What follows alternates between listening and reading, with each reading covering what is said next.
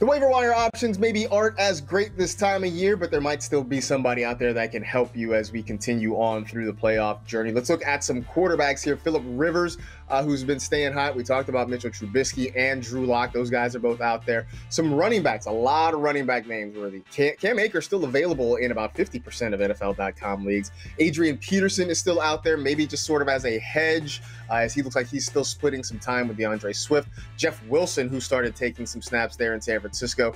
J.D. McKissick, maybe not in a ton of leagues, but it's worth taking a look just in case Antonio Gibson is still out. Just keep an eye to see if McKissick is available. At wide receiver, Kiki QT, Tim Patrick, Gabriel Davis starting to get some more targets there in Buffalo. Kendrick Bourne, a name to keep in mind depending on the severity of the injury to Deebo Samuel. That means Bourne could get on the field and get some more opportunities.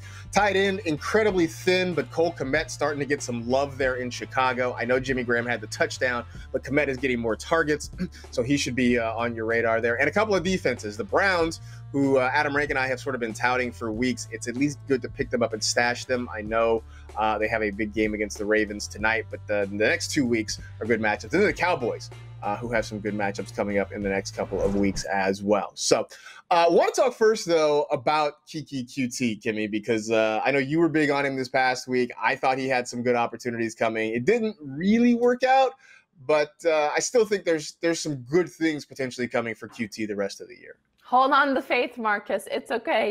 He didn't have that huge performance that he had back in week 13. He only managed to put up almost 10 fantasy points yesterday against the Chicago Bears.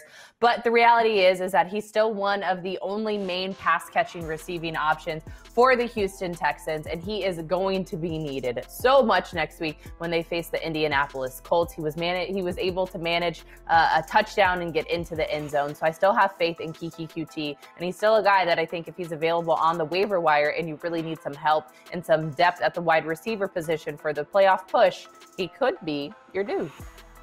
I still think he's going to be that dude, and I know that Deshaun Watson was talking him up earlier in the week. It might be a situation where hopefully if Brandon Cooks comes back, that helps, because Houston really was shorthanded in terms of pass catchers.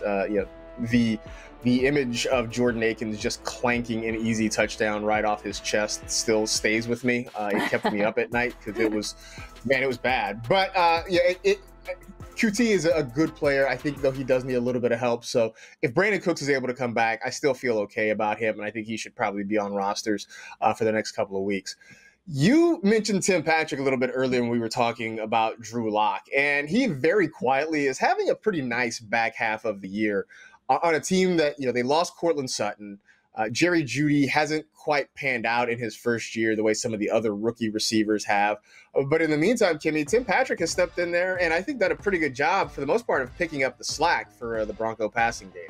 Oh, 100%. And especially yesterday, Noah Fant, their tight end, he was not playing. So you really did see Tim Patrick step up and have those incredible connections with Drew Lock that we mentioned earlier. 36 receiving yards, a touchdown, almost 13 fantasy points. This is back-to-back weeks with a touchdown. He scored double-digit fantasy points in 5 of the last 6 games. One of those games was when the practice squad receiver was in as a starting quarterback for the team. So that was the only time that he didn't have double-digit fantasy points. But like you said, he really has put together a nice little last half of this fantasy season and could be moving up fantasy boards as we start to look ahead to 2021.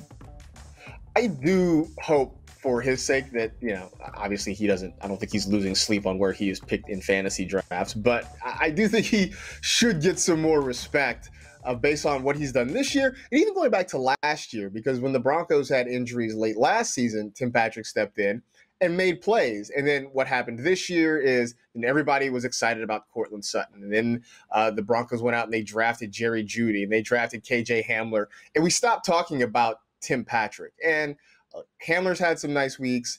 Jeudy has had, one really big week. Sutton will presumably be back and healthy next year. But I think Tim Patrick has done enough in the last year and a half to warrant getting some looks in fantasy drafts. I mean, he won't be a high draft pick. I'm not pretending otherwise, but he should be drafted because I think he has done enough to warrant that opportunity for the Broncos and for your fantasy squads as well. All right, so the question I always ask at this point, though, if you have the top waiver priority in your league, where are you going with it?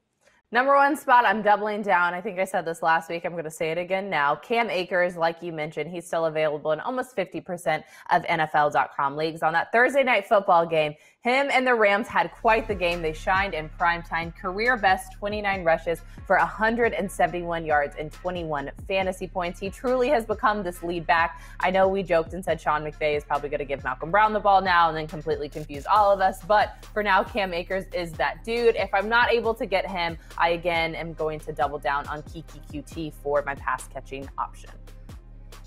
I'm going with Akers as well. I mean, I say this all the time. I feel like you can't have enough depth at running back, especially this time of year. And it's 3 straight weeks for him with 84 or more scrimmage yards. Last week, the only thing he didn't do was score a touchdown, but he did enough in so many other areas that it got him 21 points. So I am all in that Sean McVay is leaning on Cam Akers. I know that's when we start to get burned, but whatever. I'll take that chance and I will run with it, unintended. So there you go. So good luck. Happy hunting on the waiver wire for those of you who are still involved in your playoffs heading into week 15.